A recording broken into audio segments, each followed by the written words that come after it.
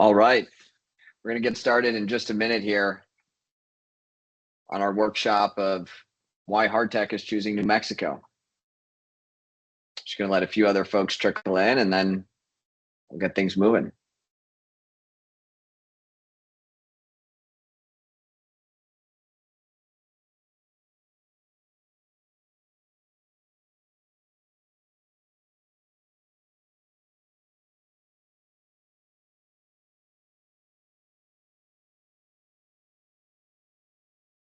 All right, let's do this. Thanks for attending our workshop on why hard tech is choosing New Mexico. I'm Ryan Abramson. I'm the co-founder and CEO of Scout Cities. We do full stack site selection for companies leading the new industrial era. And we have a tech-enabled service that helps companies secure sites, incentives, and energy. It's relevant today because over the last 18 months, we've seen accelerated interest from venture-backed hard tech. And they're asking the question, can New Mexico be a force multiplier for my business? So today we've partnered with various leaders across the state of New Mexico to share why they know the answer to that question is yes. We had over 400 registrants for this webinar, so we are confident the interest is real. I'm going to share some resources and agenda items up front, and then we'll get to our speakers. Just a quick housekeeping item. If you're a company thinking about a new factory, a test site, a manufacturing footprint, you can start a confidential project through Scout, where you'll get access to real estate, labor, incentives, and energy data. And you can also reach out to Melinda at New Mexico Partnership if you're ready to start exploring the state. Great group of folks today. Here's who they are and what they'll be covering. Secretary Rob Black from New Mexico Economic Development is going to share the state's vision, legislative momentum, and key advantages that have solidified New Mexico as a leader in critical industries. And then Chris Cassidy from the New Mexico State Investment Council will speak about the state's sovereign wealth fund and nearly $2 billion capital stack. Brian Adams will highlight how UpAbundance invests in great companies and helps them win by turning New Mexico into a strategic advantage. And Melinda Allen from the New Mexico Partnership will highlight the state from a where and why perspective, so you know how to find the right resources. Not to be overlooked, we're going to have an awesome panel. We call this a workshop because we do want the audience to participate. Carrie from Pacific Fusion and Mark from Reliable Robotics are here, and they're going to share distinct stories of why they're heavily invested in the state of New Mexico, and then we can answer live questions from folks in the audience to really make this a real workshop format. If you have questions throughout, there's a chat function or a Q&A. We'd love to hear from you. If it makes sense, we're going to answer in real time. Otherwise, we'll save them towards the end of the workshop and really appreciate your participation.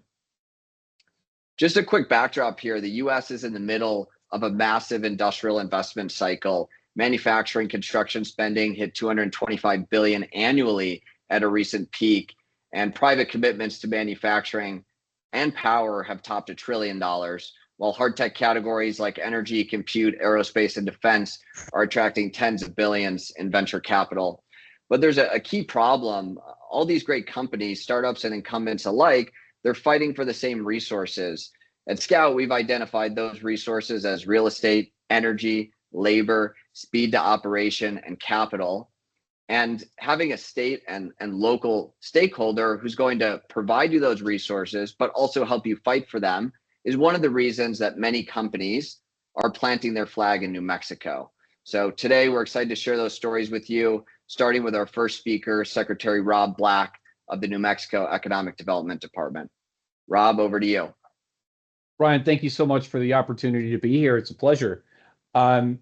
New Mexico, many of you may not know that much about New Mexico, but we really have an amazing legacy of innovation in the state. From Robert Goddard launching rockets in Roswell, New Mexico in the 1930s, through the birth of pulse power to supercomputing to quantum and fission.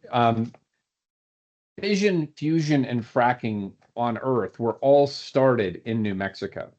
And so our goal is to help those new technologies that are working with our national labs and our universities and our startups to really grow and commercialize in the state. And so how we're doing that is with a lot of amazing institutions that are headquartered in New Mexico.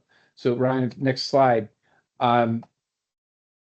You have Sandia National Labs, Los Alamos National Labs, the Air Force Research Lab, White Sands Missile Range, and the list goes on. And it is a history of innovation, both from a commercial side, but also from a national defense side that has been rooted in New Mexico.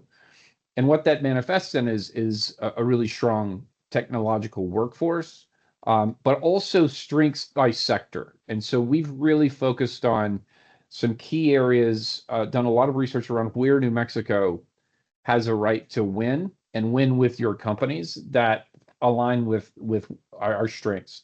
So that's going to look like advanced energy and fusion, aerospace and defense, deep tech, advanced manufacturing, and next-gen computing, really with an emphasis in quantum, from computing to communications to sensing. And again, that's an area where New Mexico really has a history, because again, a lot of those technologies that we use today, and you think about things like the clean room, also created at Sandia National Labs. Seismic sensors created at Sandia National Labs. So these are areas where we're here to bring those institutions into the commercial space and help support your company's grow. And how we do that is really looking at what are the competitive advantages for the state. And again, many of you may not realize this about New Mexico, but we're number one in R&D intensity for the country. We're number one in PhDs per capita. We have those 3 national laboratories. Part of what is also unique is, and we'll talk a little bit more about this, is we have a sovereign wealth fund that is really contributing not only to the ecosystem by creating a path to capital in New Mexico, but is also funding the first universal free childcare program in the United States. And we have also free college, 2-year, 4-year trade programs, certification programs, only state in the country that provides that sort of free college program. So we're going to help your workforce from cradle to career and ensure whether it's your workforce and helping train your employees to make sure they've got access to high quality talent. But if your workforce is already here, we're going to make sure they've got childcare so they can be at work and not have to worry about, and that's going to subsidize that resource for you so that your employee's paycheck goes further, because we're going to subsidize that free childcare. So we're really doing our best to make sure that we're creating a competitive advantage for the state. And in particular, we're looking at how we invest in science and technology and again, those competitive spaces. From the Economic Development Department side, we are deploying a significant amount of non-dilutive capital, grants, very low interest loan programs, support for infrastructure, employee hiring, et cetera, to help support your companies in the state. And we're doubling down on those investments. Part of the reason we're able to do that, and why we lead the country in a lot of areas around advanced and clean tech energy infrastructure. We have the largest wind farm in North America in New Mexico. We also have an abundance of oil and gas. We're number 2 in oil production, number 3 in natural gas production. Those revenues have gone into the Sovereign Wealth Fund, which is helping support, as the next guest will speak about, a variety of investments. But they've also meant that our state has had budget surpluses for the last 4 to 5 years in the billions of dollars, which we're investing into these sort of economic development efforts around quantum, around fusion, advanced energy, space, defense. And whether that's building innovation hubs, whether that's funding higher education chair programs that are research universities, we think that we're creating a very unique ecosystem in New Mexico. And one of the key ways we do that is around a capital stack that is unique to the United States. With that, I'll introduce my colleague from the New Mexico State Investment Council, Chris Cassidy. Secretary Black, just a quick question Yeah. here as you're wrapping up. So we talk to a lot of venture-backed startups at various stages, and they always want to know a little bit more on the non-dilutive capital side. Of course, they're familiar with dilutive capital. They've raised venture funding before, but could you share a little more on the non-dilutive side and how a company should think about that when engaging with the state of New Mexico? Ryan, great question. So we have a variety of ways to help support a company, and that could look anything like eliminating your sales tax or your gross receipts tax and tax on equipment for property, or your property tax and gross receipts tax for up to 30 years. We can look at help you build and construct your facility, lease support. We have programs to help subsidize your workforce training programs so that if they're doing on-the-job training, depending on where they are in the state, they could get up to 6 months of support for their employees, and we'll pay up to 90% of that employee's wages for those 6 months, so that you can, and that's money that we write you a check for every quarter. So there's a variety of incentives that we layer on, and our incentives, I think what makes them uniquely competitive is they're very stackable. So there's from workforce, from tax relief on property tax, to programs designed specifically for certain sectors like advanced energy. If you're a manufacturer into the advanced energy sector, we're going to qualify for certain tax relief in New Mexico if you're manufacturing those products in the state. We also don't tax inventory. So that's a big deal for manufacturers. A lot of other states tax inventory, we don't. And so we really look at how we stack those. And then we have a whole variety of grants that are designed for pre-seed, early stage companies to help do pilots, to help them get started. So whether it's around advanced energy or other sort of entrepreneurial startup grants, we have those sort of direct programs that are competitive, that happen every quarter or every year, that companies can qualify for and participate in. Fantastic. I appreciate that. Yeah, I think I've heard you say in the past that New Mexico is really going to design something. You have your toolkit, but then you can workshop that or design it for a particular company, and you feel that it's as competitive as anywhere else in the country. Yeah, Ryan, especially on manufacturing, because of the way we tax that, the way our incentives are structured.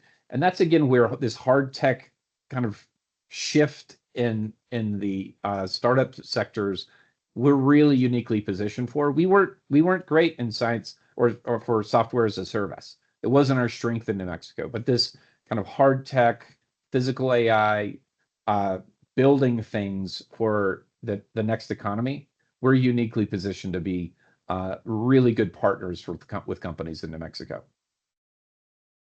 Fantastic. Well, thanks so much for your support here. We'll turn it over to Chris Cassidy. Thanks, Ryan. Thanks for giving us the opportunity to talk about New Mexico. So I'm Chris Cassidy. I work for the New Mexico State Investment Council, which we call the SIC, which is the state sovereign wealth fund. And, Rob talked about the excess budget that the states had available because of the Permian Basin over the last 4 years. All that excess capital has flowed into our fund over a long period of time. That's not part of the current state budget.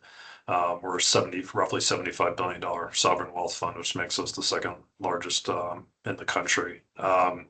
I grew up in New Mexico. I'm a boomerang myself. I was born and raised in Albuquerque and moved back 9 years ago.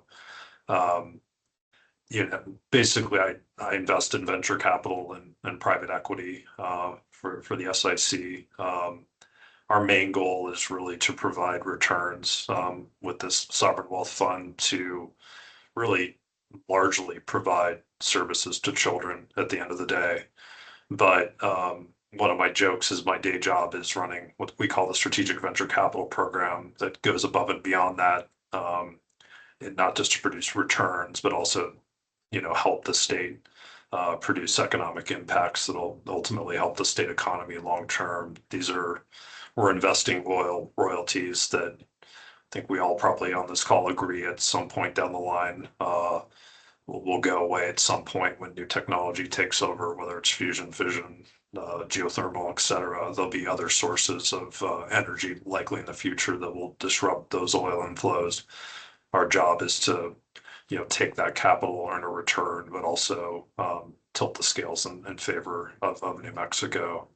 In terms of to give you a sense of the scale of this, basically our distributions from our funds fund around a fifth of the state government. And I think kind of most importantly, that works out to roughly a third of a third of K to 12 education and roughly 80% of early childhood education. One of the funds that the SIC manages is called the Early Childhood Education Fund, which was set up in 2020 and is now there's over $10 billion, and it largely funds universal child care in the state. We became the first state in the country to provide universal child care, which Rob talked about earlier, and that's one of the funds we manage. Regarding the strategic venture capital program specifically, this is an evolution of a program the SIC's had for a long period of time. In 2022, we really changed the strategy pretty dramatically, and the two main changes or three main changes we kind of made is one, we're partnering with Silicon Valley. And we're doing it in areas where we think New Mexico has a right to win, which are all the areas that Rob talked about, deep tech, climate tech, and aerospace and defense, where we think it makes sense for those kind of companies to have operations in New Mexico long term, where there's a strategic reason for them to be here.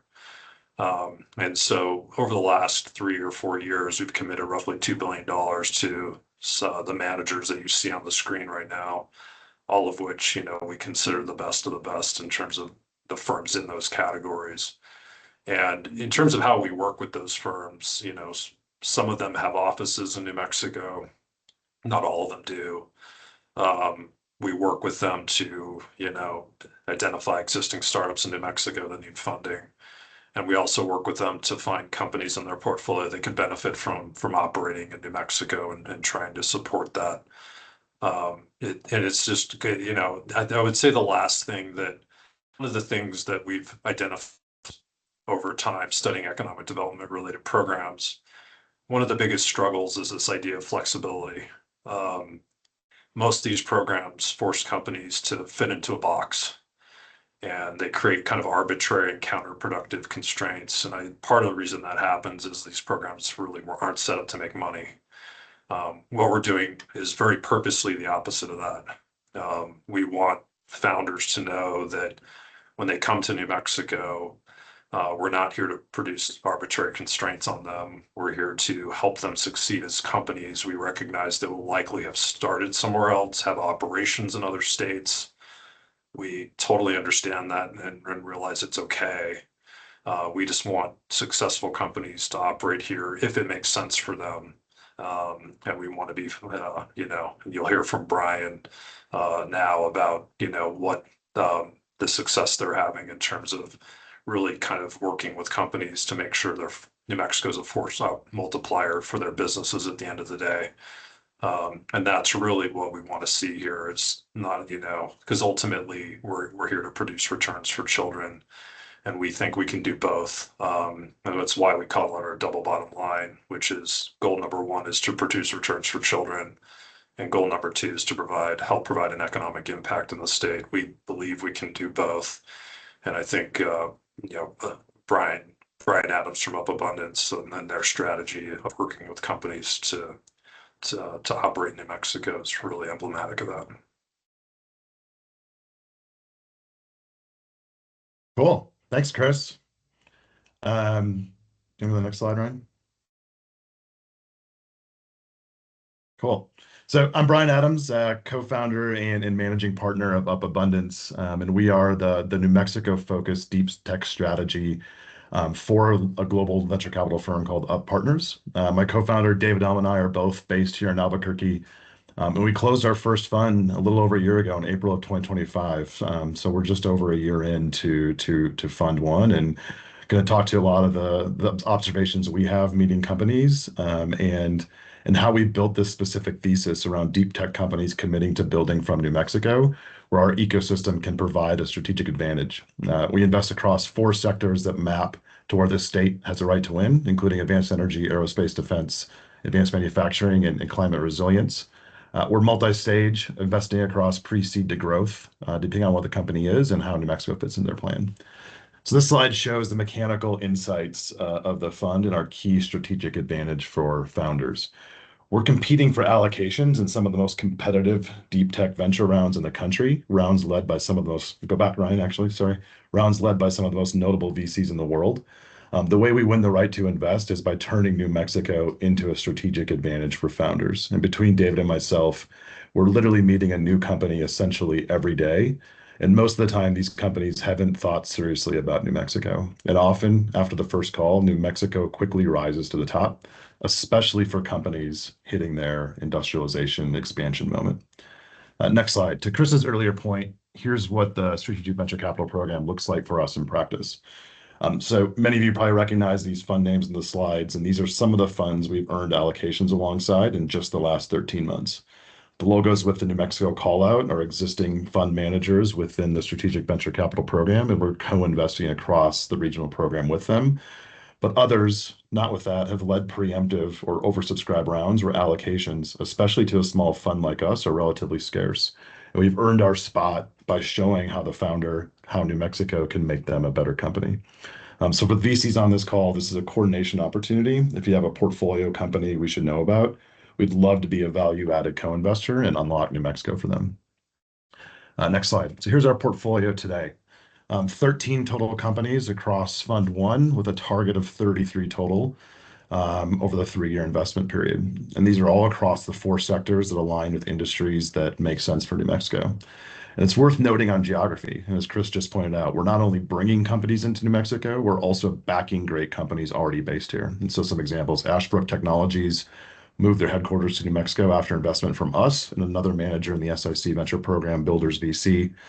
Space Kinetic and one of the not yet named confidential energy companies are all both headquartered in New Mexico. So 3 of the 13 companies consider New Mexico to be their headquarters. And so we're looking at companies from around the world, but also finding great ones here at home. So how does the turning New Mexico into strategic advantage actually work? This next slide shows the answer.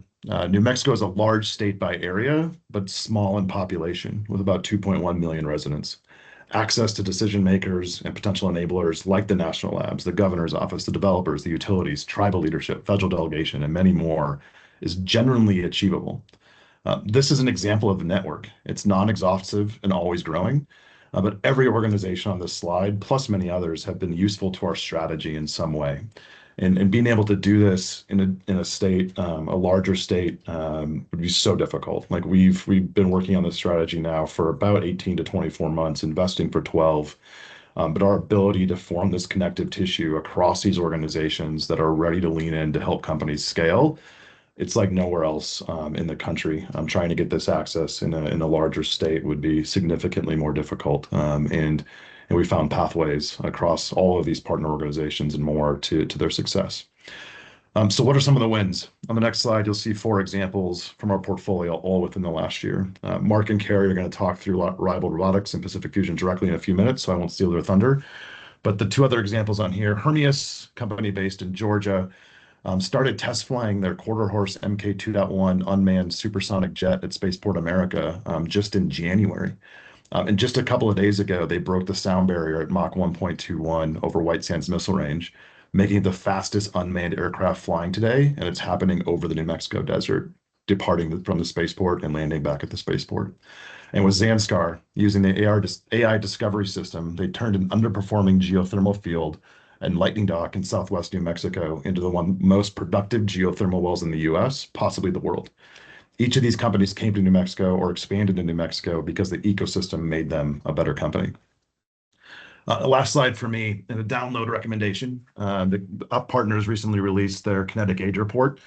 It's a 138-page field guide to 8 forces reshaping the global economy. The QR code on the side will direct you there directly to the full report, but one thread runs through all of this. Sovereignty drives reindustrialization, and reindustrialization accelerates hardware innovation. The case study where those two forces manifest is on slide 54, shown here, and it's New Mexico, right after a section on the United Arab Emirates. You literally have to look at nation states to find anything comparable to what's happening here. As technology shifts from bits to atoms, capital has to follow it into the places where atoms actually get built or deployed, and New Mexico is turning into one of those places.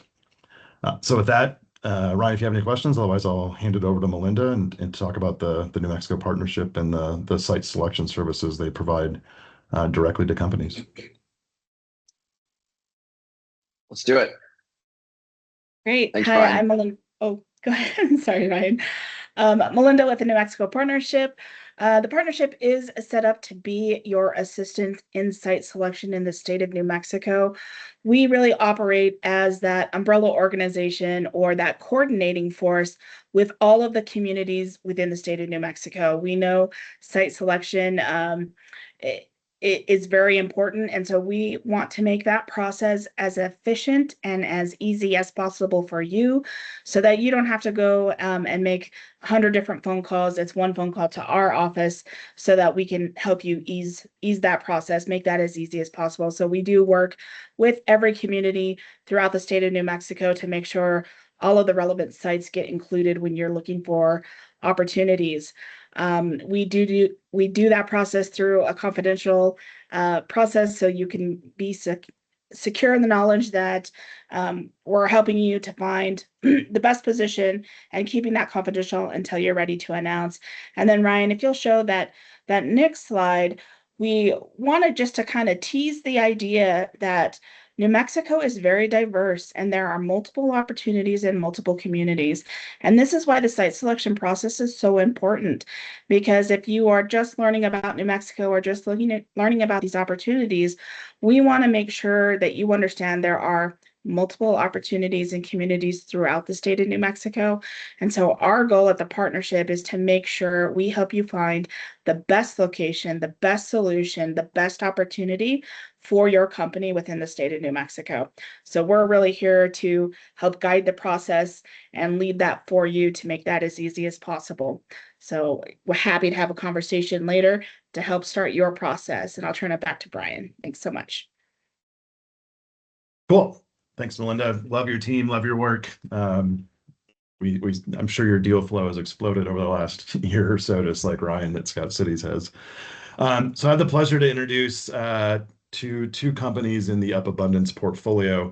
And Ryan, just make sure you're able to unmute them since they had to join through a different link. But both Pacific Fusion and Reliable Robotics, companies that Up Abundance invested in. Reliable Robotics, headquartered in California, but has a 22-person operation in New Mexico, flying the FedEx feeder airline out of Albuquerque every morning when the jet arrives from Memphis and out to some cities in New Mexico. And so we were able to invest in their Series C plus round, so more of a growth stage company.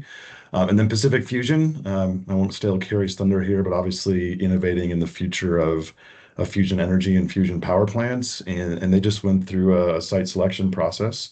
And Carrie will walk you through that. So two different stories here. One with Pacific Fusion on a specific site selection process, then with Reliable, a company already in New Mexico that just did some amazing public-private partnership that we helped facilitate them to win a major award at the national level in coordination with some groups here. So, Carrie, do you want to kick it off a couple minutes just on you and Pacific Fusion, and then your journey to New Mexico that manifested in what we're seeing here?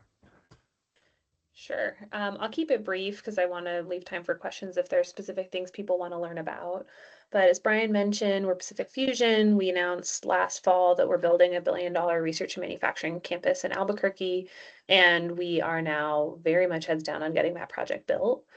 As brief background, we do inertial fusion. There are a couple of large national laboratories that do inertial fusion in the country, and we work really closely with them. First, Livermore National Laboratory, where the National Ignition Facility is near our headquarters in California, and then also Sandia and Los Alamos National Laboratories here in New Mexico. And so when we started working through where and how we were going to build this project, there were two natural places to consider. First, California, where we were based, where our headquarters were and most of our R&D staff sit. And then second, New Mexico, near our collaborators at Sandia and Los Alamos. And the process was honestly fairly quick on our side. We decided to work through entitlements on multiple sites prior to making a final site selection decision, and we wanted to get through final approval on all incentives before making a final decision, which I think is unusual, but I'd highly recommend to any founders considering where to build, because you learn a lot as you work through the details and get to know the communities. In New Mexico, we first were introduced to various levels of leadership at state government through some of our investors, many of whom are GPs of the State Investment Council. And then we worked with Secretary Black and his team, as well as with a number of other state and local leaders to complete entitlements on our facility by really September of last year, which is when we announced the final site selection decision. For us, really, I mean, we're a business. It's our duty to find the fastest and most capital efficient way to build these big projects. And so we ended up coming to New Mexico because we found a workforce that was able to meet our hiring needs, but importantly, partners that would help us move really quickly and policies that would help us build in a capital efficient way.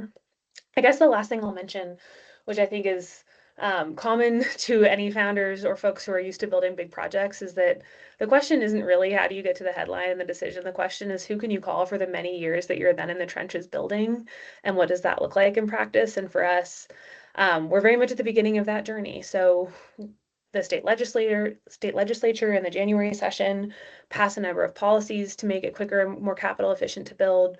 Those policies have now been translated into tools, as Secretary Black mentioned, that sit in various state agencies. And this year is going to be the first year we see many of those deployed, and we'll learn a lot about their effectiveness and about the speed at which they're deployed, and we'll have room to improve. So we look forward to seeing a lot of that come to light this summer.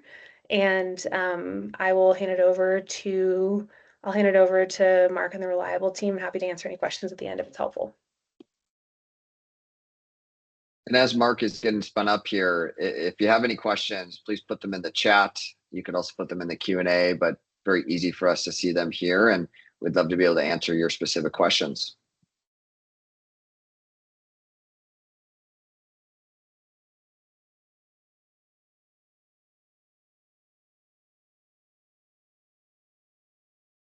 All right, Mark, over to you. I believe that you should be unmuted now.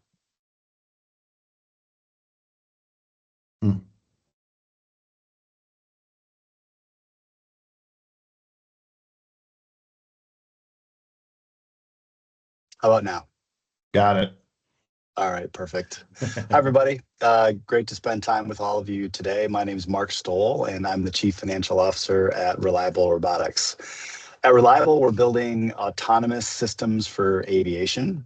This is full autonomy, fully approved by the FAA, and full integration into the national airspace with no exception. That's our North Star. That's our focus. We've been on this journey since 2017. We've raised over $300 million in capital, including investment from Up Partners, as Brian mentioned, in our Series C. We just closed the Series D financing, raising an additional $100 million, and are continuing to execute towards our certification in the next couple of years. As Brian mentioned, we have a deep partnership with the state of New Mexico and the Albuquerque Sunport Airport. We operate a feeder airline today for Federal Express, located in Albuquerque Sunport Airport. And we deliver packages every day for FedEx, leveraging our aircraft today. Those flights are manned today, but our target is that those aircraft will be some of the first in the world that could be converted to fully autonomous. Our partnership with the state of New Mexico and Albuquerque, while long with the airline, is now beginning to expand in other areas. As Brian mentioned, this past year, we submitted a proposal in conjunction with the state of New Mexico and the city of Albuquerque to to be selected by the Trump administration's EIPP program. The EIPP program was an executive order put in place by the administration last year to accelerate aviation and aviation innovation and tie better partnerships between innovators like Reliable Robotics and state and local governments and the regulator. We were chosen among 29 other participants out of 80. And we were the only one that was selected that was a sole provider in a state. Every other group that was selected there were multiple tech companies within the state that were selected. So we're excited because of that partnership. And we couldn't have done it really without the support going all the way from state and local, all the way up to the House and legislative support that we received. It was a tremendous, I would say, and unique rallying behind this effort. And again, I think it's a testament to the ability for Albuquerque and the state of New Mexico really to work together as a team in support of these efforts. I've not seen this anywhere else in my career. The ability to mobilize, the ability to get behind initiatives, the ability to help drive innovation in support of the company. There's a lot of places that talk the talk. I think Carrie mentioned it's not just about getting the headline of the win, but it's also knowing that as you're going through the implementation and the journey, that you have people that you can reach out to and call. And, the relationship here is quite strong and quite deep. The next phase that we're moving into now is we're actually moving into site selection, and we're following the work that Carrie has done in the Pacific Fusion team, and we're looking to expand production facilities in the state of New Mexico and at Albuquerque. And so we're beginning that process right now. And again, the support has been very strong. We've had very strong engagement from Secretary Black and his team, very strong engagement with Albuquerque Sunport, all working together collaboratively with us to help drive site selection and economic incentives, towards our solution. So, hope to answer any more questions that anybody would have, but couldn't ask for a better partnership. I think New Mexico's very much overlooked. It was not on my radar initially before joining Reliable about 18 months ago. But since that time, I've been incredibly impressed by the depth of the relationship and the support that we get at all levels of government up and down the line. Thank you very much.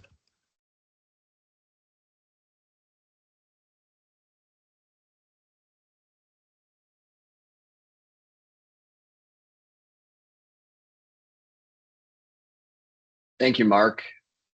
Doesn't seem like we're getting a ton of action in the chat. This is maybe it's a policy thing from Microsoft Teams, or we just have a lot of sleepy guests, which is okay. So, well, or the Albert says this is content was great. so good, we just covered it all. I think that's it. There you go. Yes. Thanks, Eric. Here we go. Here come the questions. Mark, what's the next aircraft to fly after the Caravan? Yeah, we started focusing on the Cessna Caravan because it's the workhorse of logistics. So it's the largest, smallest aircraft, if you will, kind of the last mile aircraft for the vast majority of logistics companies. There's about 3,000 of these types of aircraft across the globe today in service. So we focused on that aircraft specifically because of the characteristics of it. But our focus here is on starting to automate a large jet aircraft, what's known as a Part 25 jet aircraft. And we're in the process right now of selecting a partner to begin that effort right now. So more to come on that, but we're definitely stepping up to large jet aircraft. The great thing is the technology that we've created is fully transferable.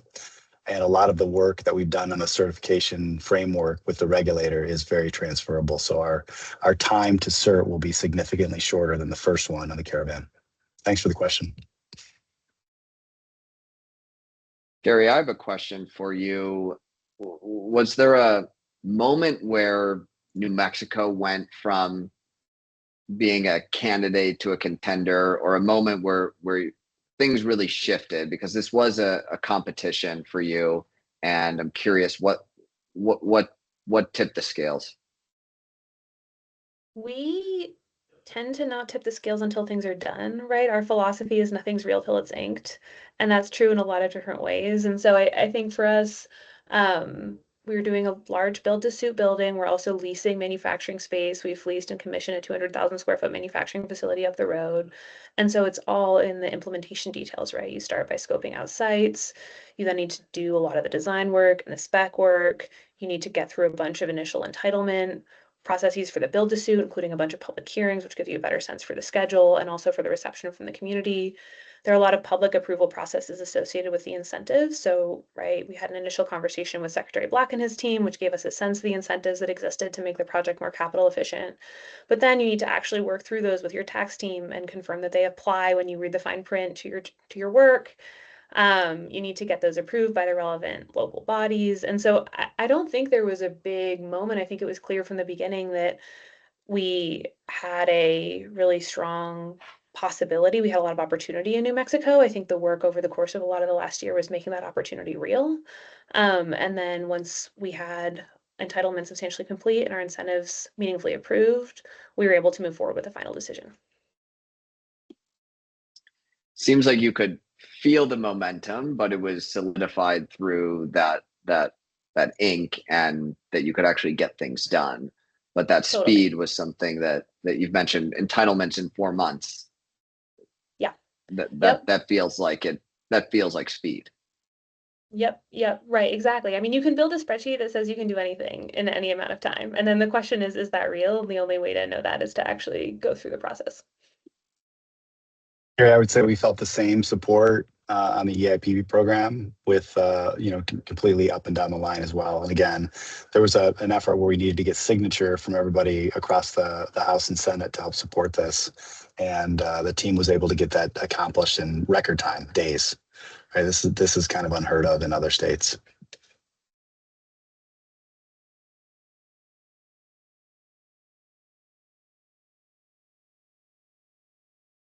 Got a couple other questions here. It looks like Michael has some questions about just aerospace and siting manufacturing versus headquarters or R&D.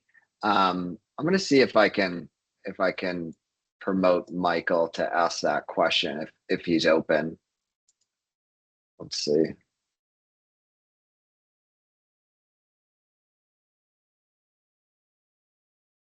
Michael, could you elaborate for us on exactly what you're asking about and what makes you curious?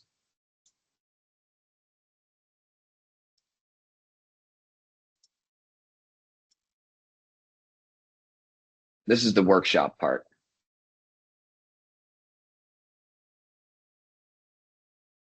I did unmute your mic so you're able to talk, and if not, we can answer some of these other ones here.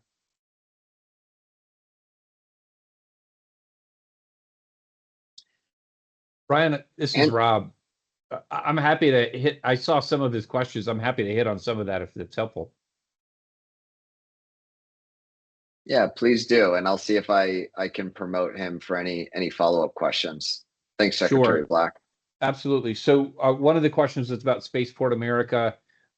Spaceport America was the first purpose-built commercial spaceport in the world. It shares a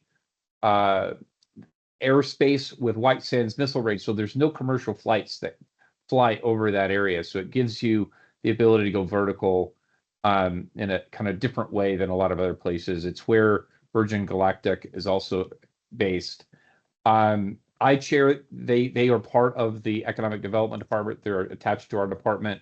I chair the Spaceport Board. So coming through the Economic Development Department or through Melinda at the partnership are two ways you can kind of get more information or get access to Spaceport, have a conversation about what the assets are there, what the opportunities are. And if you want to get to our department, very easy way to do that is just Google Next Frontier New Mexico. That's going to take you to our website. It's got our email you can use to contact us, our phone number. So I think that's a really easy way. As it relates to headquarters, manufacturing, R&D, all of the above is the answer. We want to be the right place for you as a company. And it might not be, it may be that, Mark's best play for his headquarters is in Southern California.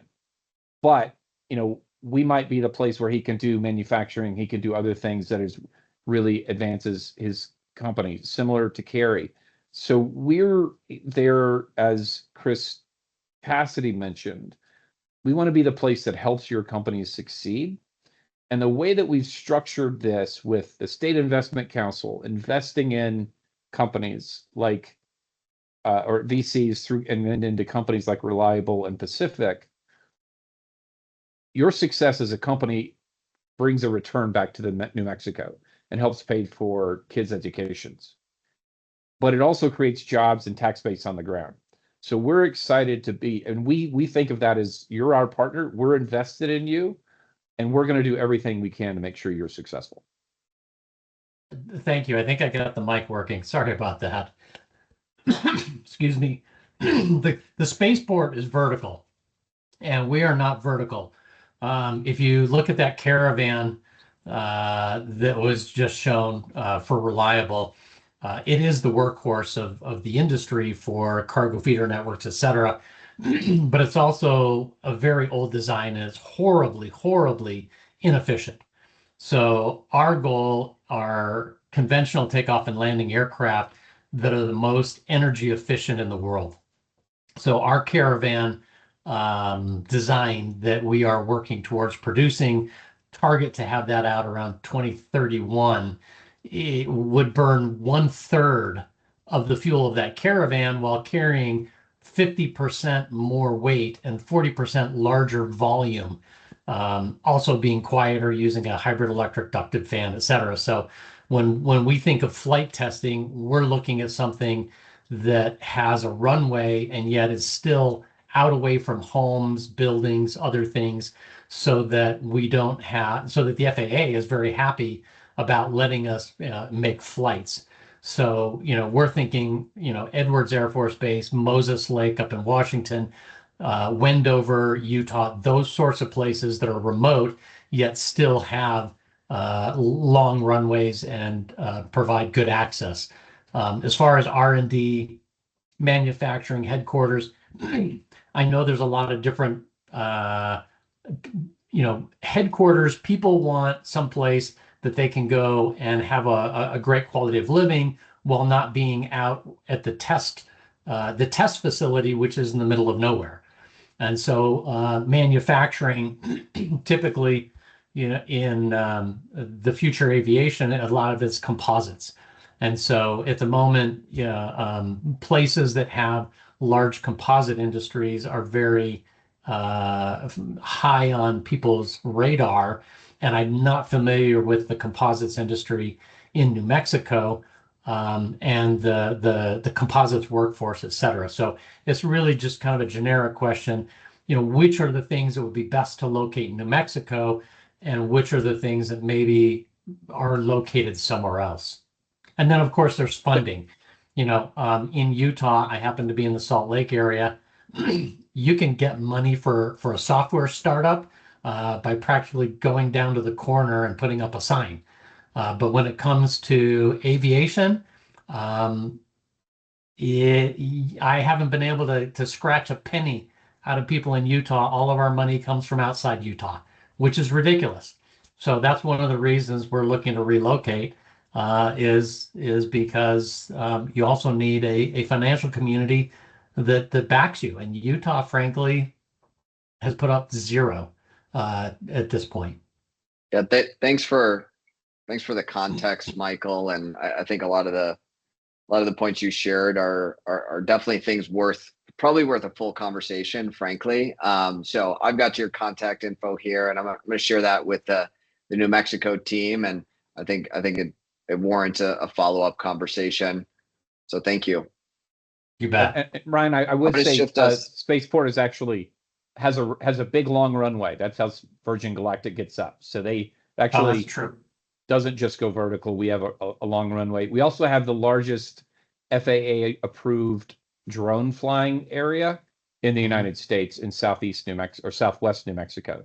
So for testing and those other opportunities, we have some unique ecosystems there. Thank you. I forgot about Virgin Galactic. And so your drone facility is larger than the Pendleton area in Oregon? Because that's a huge facility as well. It is, yes. My understanding is it runs from Spaceport to Arizona to Mexico. Wow. Interesting. Thank you. Thanks, guys. I'm going to shift us back real quick just because we have Carrie and Mark here. I was curious on both of your engagements with the state. What did your team look like internally? Because clearly you had all the resources available to you within the state. But what was your internal team like that made these projects become successful? Mark, do you want to start? Sure. Yeah. I mean, specifically for the EIPP program and the work we did there, we have an individual that leads our efforts in DC. So he was kind of the point on that effort. We then had our head of our airline operations out of Albuquerque be key in that, and then a couple individuals from our certification team working who have been working quite deeply with the FAA. And so when we think about kind of what it brought together from our side, it was quite a small team. But I think it was really the New Mexico team that was able to take the construct that we had around our ability to succeed in the EIPB program. What does that mean? What does it look like? What would Reliable be doing? How would we be driving innovation with state and local, with the regulator in support of this administration's executive order, and put that then in the context with the full legislative support up and down the line from New Mexico and Albuquerque. And so we had quite a small team, but I think it was magnified with the team and the support we had from New Mexico and Albuquerque. I will state an obvious thing, which is when you're deciding where to site a facility, it makes no sense to hire a full-time team in any given place until you have decided where to site it. And so as a result to your question on internal team, it was by necessity a pretty lean team until we made a final site selection decision. And since then, we've staffed up quite a lot to support operations on the ground and make the project successful. Really, on the entitlement side, we had a development partner that was working through a lot of the day-to-day details and was helping us manage all the submissions associated for the process, was helping us with the design work on the building. Our CFO, Mindy, drove a lot of the work to make sure that the incentive packages were going to make sense for us, and added an external accounting team to really do the diligence on those, and a legal team to do the diligence on a lot of the legal pieces of the incentives.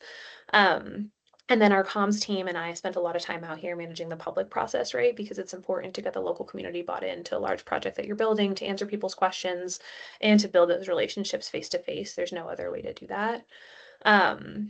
So we kept the team pretty lean.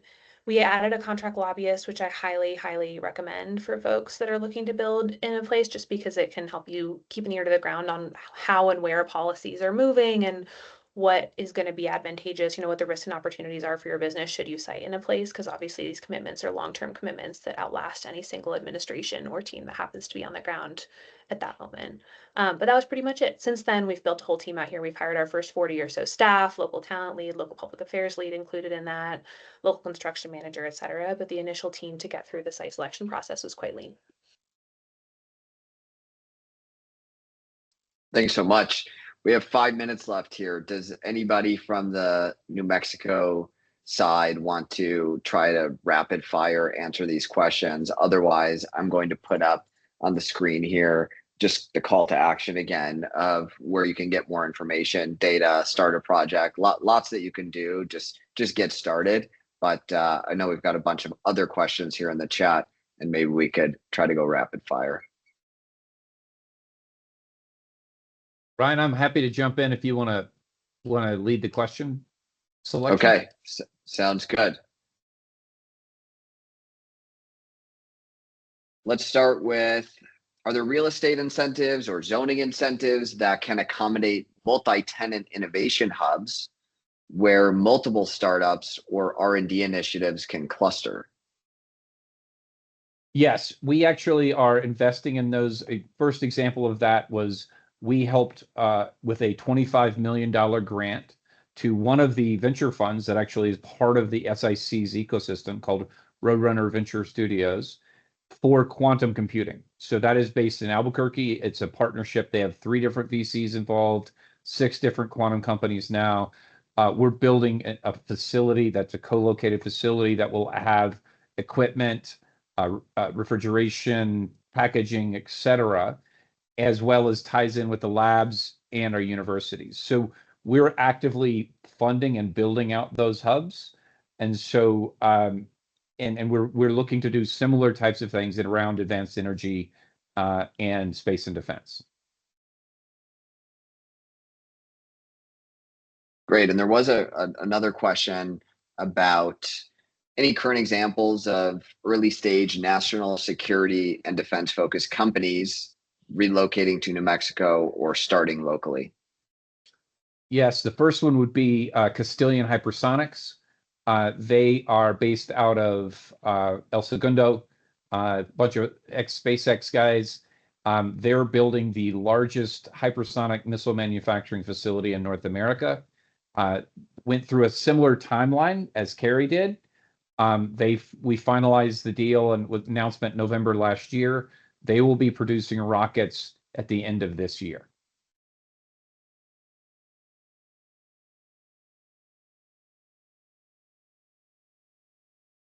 What are some of the key highlights that would entice a workforce to relocate to New Mexico?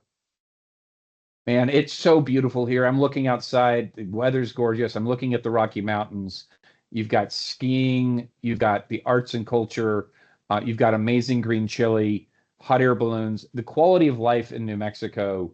I'm from here, but I spent 25 years in the Bay Area. While I miss the sushi and the giants, I really love New Mexico and what it has to offer as a quality of life. I mean, you're 10 minutes and you're mountain biking in the Rockies, and or you can be at the Rio Grande. You can do whitewater rafting. So a lot of stuff for outdoors. But it's also a really unique blend of cultures. We have 23 unique tribes and pueblos in New Mexico that are still operating as sovereign nations. So if you're interested in kind of a very unique place with cultural diversity, it's also just a really cool place to be as far as that overall quality of life.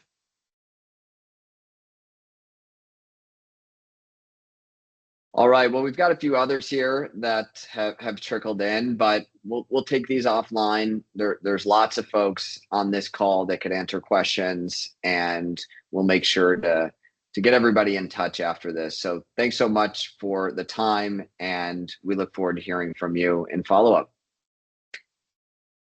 Thank you, Ryan. Thanks, everybody.